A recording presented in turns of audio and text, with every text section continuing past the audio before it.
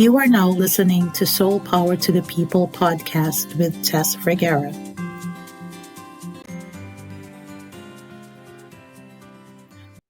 Hey, Soul Power leaders, welcome back to Soul Power to the People Leadership Podcast, where we're awakening divine leadership through authenticity, soul alignment, and purpose. My name is Tess Vergara, and I'm so excited to dive into today's topic, which is the power of vulnerability.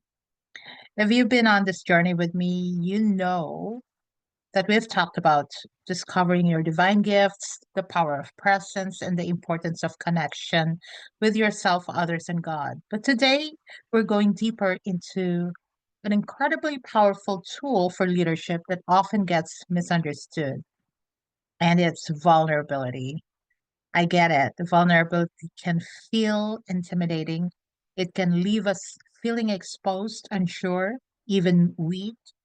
But today I'm going to share why vulnerability is one of the greatest strengths a leader can possess and how it can transform your leadership and your life. And so let me be vulnerable here. I am not proud that I did not fulfill my promise. It's been days since my last episode. I plan to do 12 episodes in 12 days, and it's already the day after Christmas. And guess what? We're still on day four. Um, Maybe I was overly ambitious, and yes, some of it was poor planning. And also, I didn't anticipate how much deeper each episode would take me in reflection. And I could make a list of excuses, but I won't. Hopefully it doesn't take until next Christmas to complete this 12 days of Christmas. What I'm really saying here is what matters most is that I'm showing up, and really all I did was invite you to come along, right? And this is a journey we're doing together, nothing to be ashamed of. And I didn't invite you to listen to a perfectly polished podcast. What you're witnessing here is real time process. Shame would have me hide and cover up my failure or mistakes, but that would be the opposite of the intention of this show, right? That's why it's even more important to lean into the power of vulnerability to overpower shame. Shame has nothing on us when we lean into and embrace the power of vulnerability. So the problem is many leaders resist vulnerability, whether in relationships, decision making, or in expressing emotions. There's this tendency to put up walls to protect ourselves from being hurt or judged, but this resistance comes at a cost. It creates barriers between you and your team, between you and God, and between you and you, your most authentic, true self.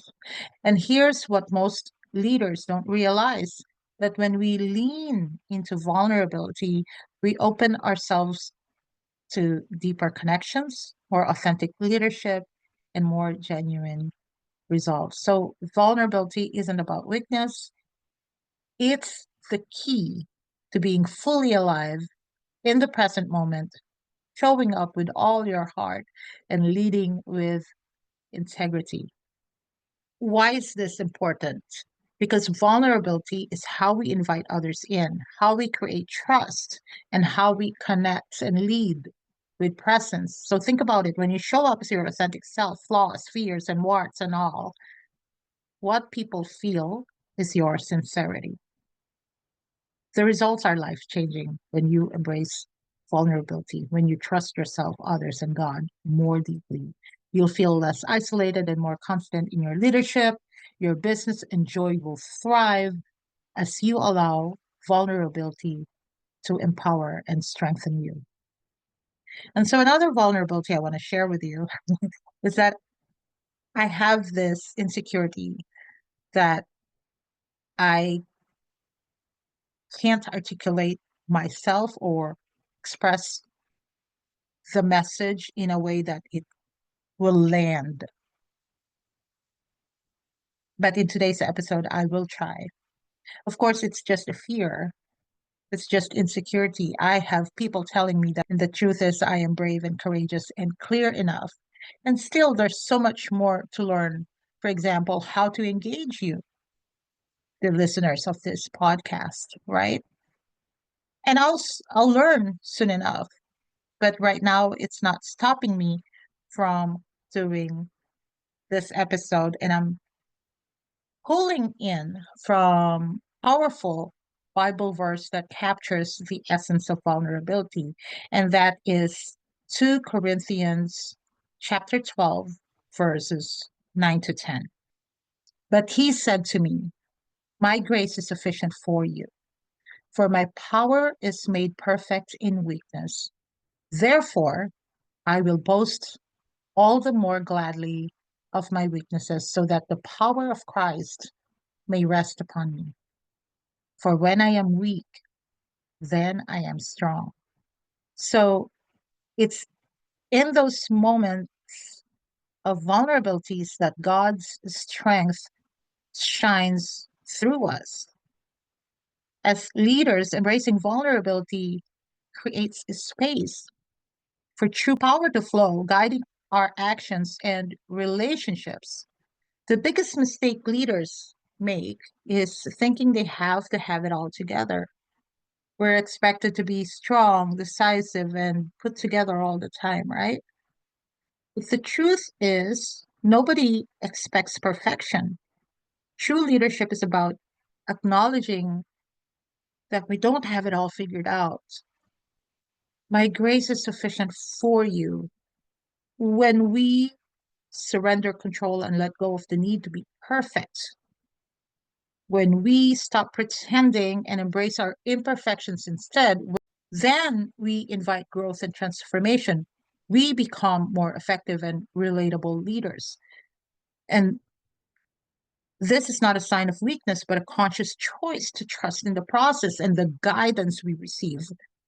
By embracing vulnerability, we give ourselves the freedom to rely on support, feedback, and collaboration rather than struggling in isolation. And that is so powerful. And so, what exactly is a vulnerability? It's showing up as you, who you truly are, no mask, no pretense. It's being open about your struggles, your fears, and imperfections. It means admitting when you don't have all the answers and being okay with that. For my power is made perfect in weakness. As a leader, embracing vulnerability transforms what might seem like a weakness into a source of power.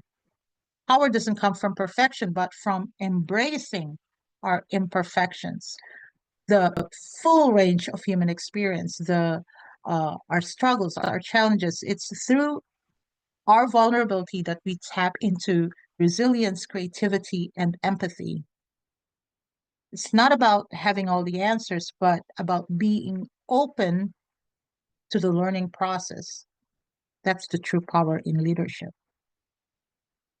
It's seeking support when needed, it's staying humble in the face of challenges, it's letting go and letting God. By letting go of the need to appear flawless, to control, or make everything look perfect, we allow our true strength to emerge through our humility, openness, and willingness to grow. But here's where it gets tricky. Once you show up authentically, you might face judgment or rejection, and it's happened to all of us. And yes, that can hurt. And the issue here is not vulnerability, but the way we cling to the hurt. That pain leads us to shut down, disconnect, and avoid being hurt again. And so don't confuse vulnerability with hurt. Vulnerability is power.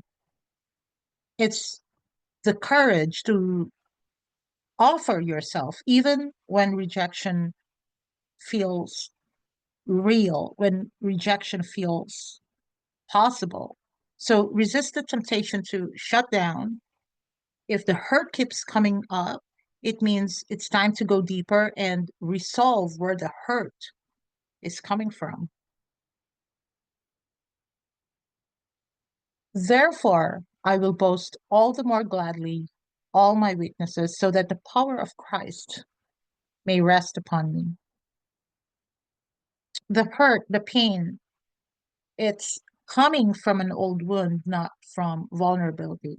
And if something keeps coming back, it means it's ready to be dealt with, not pushed under the rug. And myself and many practitioners can help you with that. Feel free to reach out if you're ready to resolve old wounds, because they only get in the way of your love, your life, your leadership.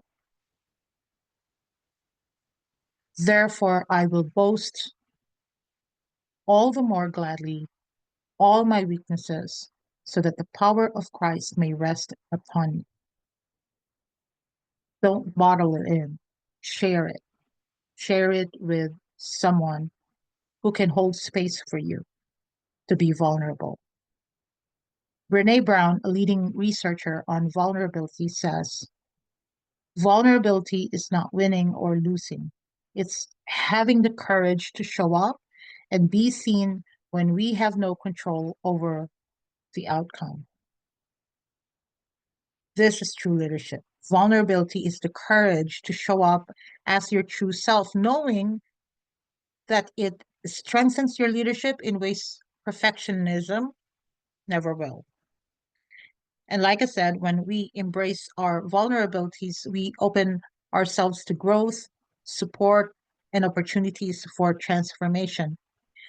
Leaders who openly acknowledge their weaknesses create a powerful culture of transparency. So instead of avoiding tough conversations or pretending to have it all together, vulnerability becomes a catalyst for inspiring others. This kind of humility and authenticity fosters a team dynamic built on trust and shared growth. It creates a safe space where others feel empowered to be vulnerable too. In doing so, you cultivate a culture of trust and authenticity in both your leadership and your relationships. It fosters deeper, authentic connections, collaboration, and mutual support. So let's continue on. For when I am weak, then I am strong. Oh, this is beautiful. For when I am weak, then I am strong. Acknowledging our weaknesses and imperfections doesn't diminish our strength. It actually enhances it. By embracing our vulnerability, we become more human and approachable. Letting go of the need for perfection unlocks the potential for true resilience, both within ourselves and those we lead. So, when we resist vulnerability, we create barriers, and people can sense when we're not being real, even if they can't articulate why. Leadership rooted in perfectionism or control doesn't foster trust. It creates distance, barriers. It kills connection. Distance stifles growth and innovation. Without vulnerability, we miss out on opportunities for meaningful connections. You may feel isolated even when surrounded by others. And why? Because vulnerability is the bridge to connection, to trust, to deep, deep, deep bonds. And without it, we're left with surface level relationships that lack depth and authenticity.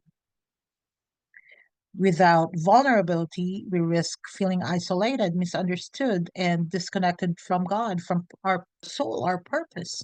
Without vulnerability, we struggle to love and connect fully and miss out on the richness of life and authentic relationships. We limit our potential for innovation and growth, both within ourselves and within our teams. And so, how do we start embracing vulnerability in our leadership? Number one is to acknowledge your fear. Yes, vulnerability can be scary. We all fear judgment and rejection. And the first step is to admit that fear, acknowledge it, but don't let it control you. Reach out for help if you need it, and move forward anyway.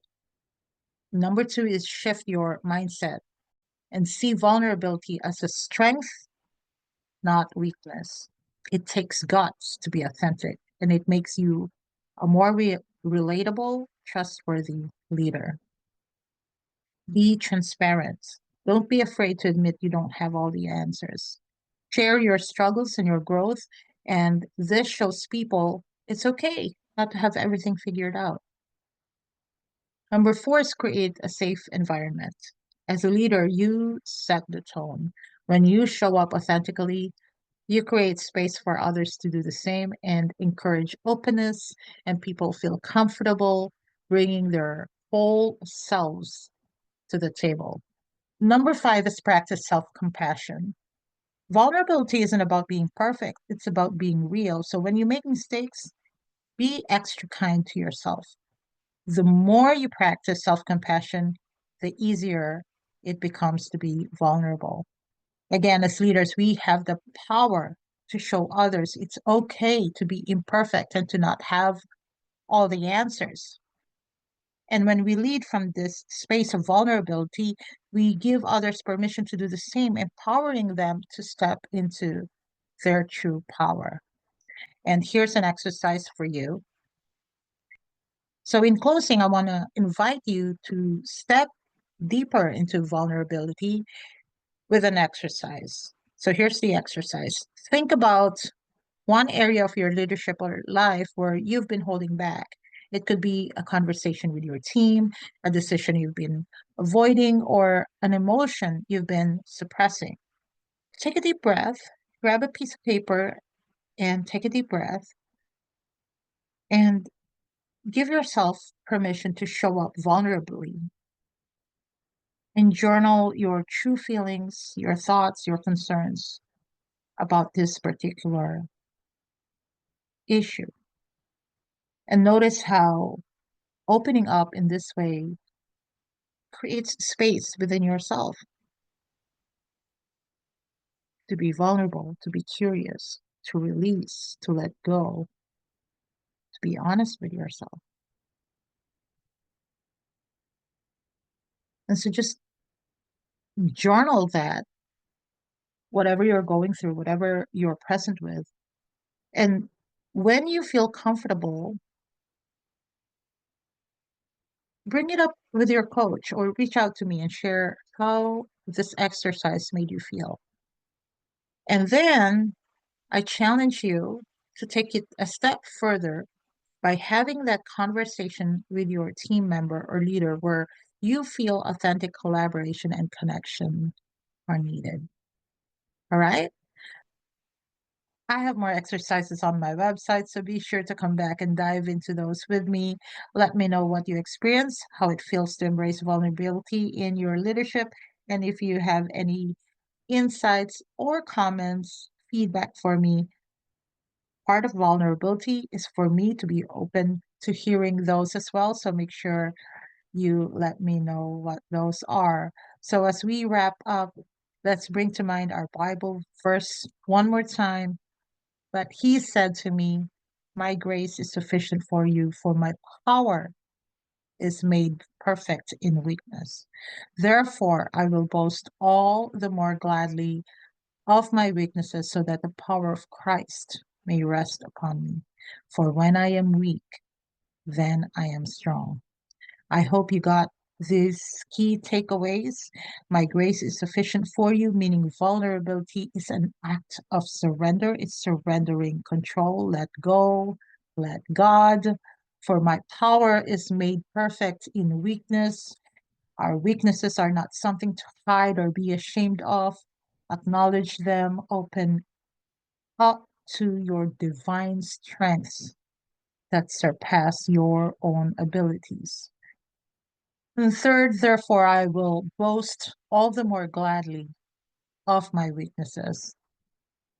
Vulnerability only makes you real and relatable. Don't hide behind a facade, which will crack open because it's not the truth. And truth always has a way of showing up. And the fourth is so that the power of Christ may rest upon you. We are encouraged to flip the script. Instead of seeing our vulnerabilities as something to hide or be ashamed of, boast about them. Why? To make room for greater strength, for divine strength that is far beyond what we can achieve on our own. And lastly, for when I am weak, then I am strong.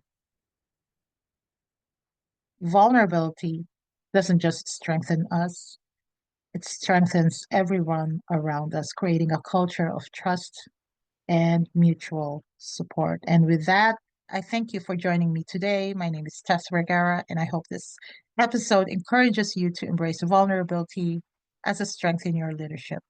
If you loved what you heard, be sure to subscribe so you don't miss future episode. And as always, remember, you are soul powered. I hope you enjoyed this episode of Soul Power to the People podcast with Tess Vergara. We can no longer be the spectators of our own destruction. Take back your mind, take back your voice, take back your soul, take back your power. Join me again next time for the next episode of Soul Power to the People.